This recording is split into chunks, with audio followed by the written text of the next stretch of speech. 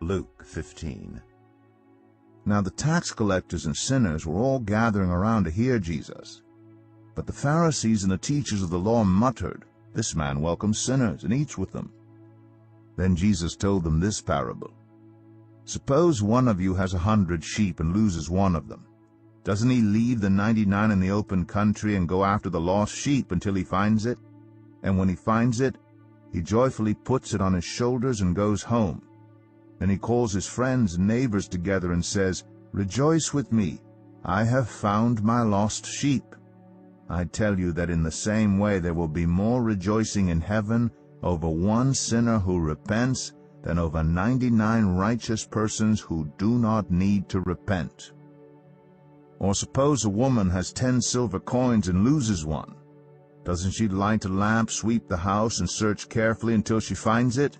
And when she finds it, she calls her friends and neighbors together and says, "Rejoice with me, I have found my lost coin."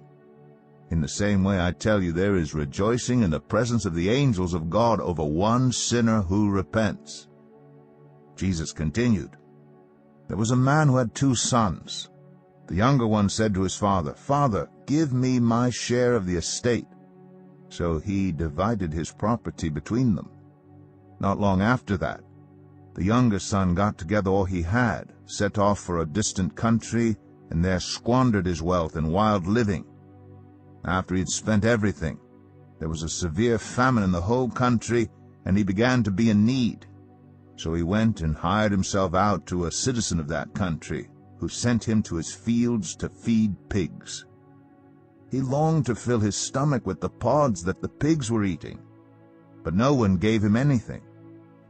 When he came to his senses, he said, "How many of my father's hired servants have food to spare, and here I am starving to death? I will set out and go back to my father and say to him, 'Father, I have sinned against heaven and against you. I am no longer worthy to be called your son. Make me like one of your hired servants.' So he got up and went to his father. But while he was still a long way off, his father saw him and was filled with compassion for him. He ran to his son, threw his arms around him, and kissed him. The son said to him, 'Father, I have sinned against heaven and against you. I am no longer worthy to be called your son.' But the father said to his servants, 'Quick, bring the best robe and put it on him. Put a ring on his finger and sandals on his feet. Bring the fattened calf and kill it. Let's have a feast and celebrate. For this son of mine was dead and is alive again. He was lost and is found.' So they began to celebrate. Meanwhile, the older son was in the field. When he came near the house, he heard music and dancing. So he called one of the servants and asked him what was going on. 'Your brother has come,' he replied, 'and your father has killed the fattened calf because he has him back safe and sound.' The older brother became angry and refused to go in. So his father went out and pleaded with him. But he answered his father, 'Look, all these years I've been slaving for you and never disobeyed your orders. Yet you never gave me even a young goat so that I could celebrate with my friends. But when this son of yours, who squandered your property with prostitutes, comes home, you kill the fattened calf for him.'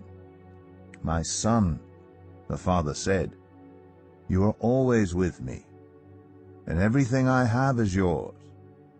But we had to celebrate and be glad, because this brother of yours was dead and is alive again. He was lost and is found.'"